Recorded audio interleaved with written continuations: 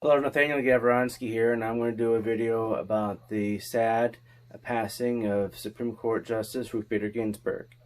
It's actually very sad for me to see such a monumental person pass into the ages. Regardless of my own political positioning and my own philosophy on things, she was an amazing woman. I can't say that I would agree with everything that she's done or said, but that's okay. We are all in this together, and it takes balance to make a republic run so smoothly. And I got a chance to meet her a few years back in New York City, along with her daughter Jane. They happened to be over by the President Ulysses S. Grant mausoleum and tomb along Riverside Drive near Columbia University, where her daughter Jane was working. It was really amazing getting to talk to her, and we actually talked to her about General Grant and then President Grant and his significant markers on our history in the United States with the freeing of the slaves, and the fact that that mausoleum was built by a majority of the money was raised by former slaves out of Harlem, and how that was one of those major marker points in our history that advanced us into that more perfect union that we have been striving for ever since our Constitution was written. With we, the people of the United States, in order to form a more perfect union, it's a process.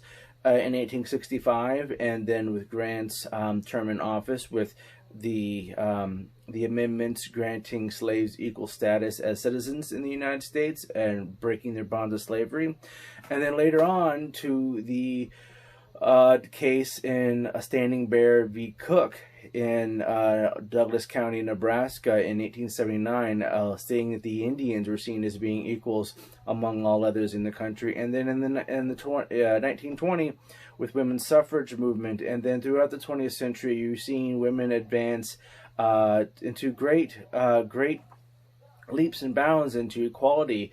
And the late Supreme Court Justice was instrumental in many of those decisions before and after her appointment to the High Court in 1993 by President Bill Clinton. It was a great honor. I got to talk to her about a couple of just historical things. Like, she was there in places, in time periods that I kind of have, I'm a history buff, so I liked talking about the way things were and what it was like to be one of those first people to be in the law school, and how it's hard for her to get a job, and how me with autism, it has been a extraordinary barrier for me to be successful, and how to keep going and making strides to find that success. The philosophical mind that she had was absolutely stunning. I had a lot of fun talking with her. It wasn't even nothing political, and I wasn't able to talk to her for all that long. But I really enjoyed my time getting to talk to her and her daughter. And my condolences to her daughter Jane, and James, I believe, is her son's name. I didn't get a chance to meet him, but it is a sad passing. With any monumental figure in our country, it's sad to lose someone of the great significance that she's had, especially for millions of women out there that lives are better because of Ruth Bader Ginsburg, and we should all be mourning her loss. Like I said, this is a journey. This is a path towards that more perfect union, and I just want to say that it's a sad day for all of us to lose her. One significant thing that I had in common with her is also being Jewish. My grandfather was a big supporter of her because she was the first Jewish woman on the Supreme Court.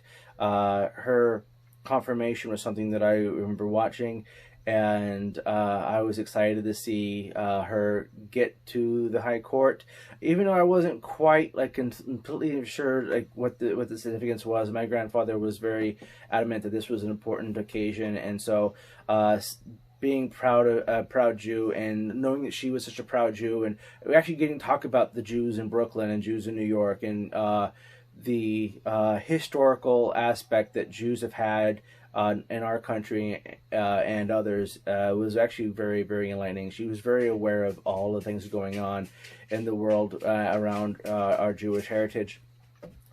But this is 2020 and everything is now political, and I know a lot of people are already talking about what's going to happen with the nomination and should there be a nomination. And I understand that she wished not to be replaced by a nominee nominated by President Trump. I understand that. But in true to the Constitution that she swore an oath to, which I have a copy here, and I take it quite a few places, and I use it to talk about a lot of things because it's important to know that if this is something that you think is so important to you, and understanding that what it is laid out, that our laws that govern our daily lives aren't so much written in this. This is the guidance that we follow when we decide those laws. Our legal system comes from England, and we use the British common law system that dates back to the Plantagenet kings of England, who were actually French. That's an off topic. But our case law is done by precedent, by what has happened in the past. What is the standard procedure in these situations? And this is what I need to lay out for everyone, because yes, it is sad, and I know a lot of people aren't wanting to see, especially a lot of the Democrats aren't wanting to see her nomination take place under Donald Trump, and a lot of Republicans didn't want to see a nomination go through under Barack Obama. But here's some things that, if we're going to hold true to the beliefs and the Constitution that Ruth Bader Ginsburg believed in, we must follow the basic standard operating procedures that she would have upholded herself. And I believe that it would only be due respect to, even though she would dissent from the decision, that we should carry on. And this is the reason why. There's been 29 times in the history of our country that there was a vacancy on the court during an election or a lame duck period with the President of the United States and the Congress. Every single time that this has happened, the President has nominated someone to the Supreme Court. By not doing this, you would be breaking away from our legal precedent and the way our Constitution is set up. Now, when it comes down to the process, the President has the right to nominate. The Senate has the right to advise and consent. This is Article 2, Section 2 of the U.S. Constitution, if you want to look it up, where it gives the Senate the power to check the President on nominations. Also, it's very important that this is written in Article 2, not Article 1, which created the House of Representatives and the U.S. Senate. It is specifically within Article 2, which created the executive branch, which it gives what is commonly known as the advice and consent law. And what this basically says is the Senate, the leadership of the Senate, gets to make these rules as they see fit. They get to decide if they're going to move forward or not. During during the Garland nomination, it was decided by the Senate leadership that they were not going to move through because the President of the United States and the Senate were of opposing parties. Now, this itself is not all that uncommon. It has happened 9 times where the President of the United States and the leadership of the Senate were from opposing parties. 8 of the 9 times the nomination for this High Court has failed. One of those times it was a success, and that was in 1888 under Grover Cleveland. Now, the times where the Senate and the President were the same party, that's happened 10 times. And out of those 10 times, only 1 of those has failed. This is the President. They should nominate a person to the High Court. Now, it's up to the Senate and the Senate leadership of the current Senate that we are in to decide how they're going to go. The President of the United States is the President of the United States from the day he is sworn in until the day a new president is inaugurated. The Senate is the Senate, not because of the political whims or the chances of a new election could change things, but because that is the Senate that is there now. They have a duty to serve out their terms as the previous election set out and sees fit. That these individuals, these men and women that make up the Republican majority and the Democratic minority in the U.S. Senate. That is how this electorate, how our representatives have been set out by our own choice.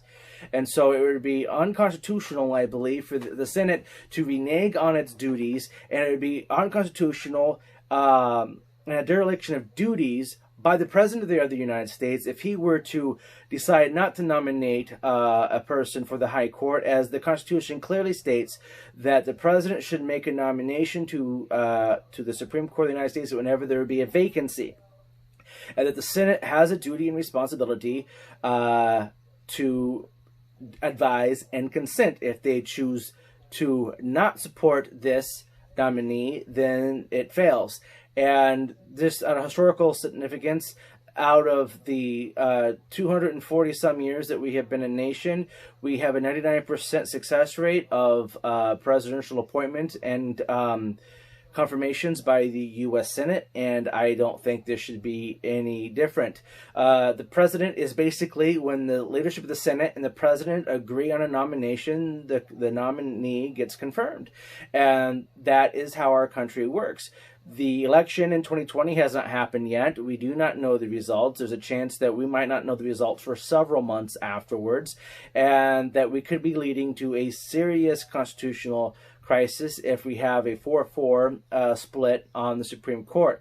Our Supreme Court has the number of justices it has total to be an odd number just for this reason. And if we would go into a contested election like we did in 2000 with Bush v. Gore, and we had an equal number of justices from both political wings, we might have a significant problem. And especially since the House of Representatives, many of these seats might also be in contention, as there was one in New York City that was contended for a long period of time, that we might not even be able to have the House of Representatives be able to be sworn in to be able to make a decision on who the president would be under the rules of the Constitution of the United States. And so we would be in really untested waters. And I don't think that would be healthy for anyone. So I think it would be the most appropriate move for the President of the United States, Donald J. Trump, to nominate one of his prospective nominees to the bench and to see what the Senate thinks they want to do with it. Now, not every senator has the vote to confirm. Every single senator has their own mind and has the ability to make their own decisions. It is a very close call with the number of senators. I think it's like, what, 53 to 47 or something like that. I don't know the exact breakdown on the top of my head. I just don't. But you know, not every senator has to vote in the ayes, even in the Republican caucus. So this is part of the process. We have a Constitution that Ruth Bader Ginsburg was very proud of and sworn an oath to, and we have our way our laws work with, you know, common law and how things are updated based on legal precedent.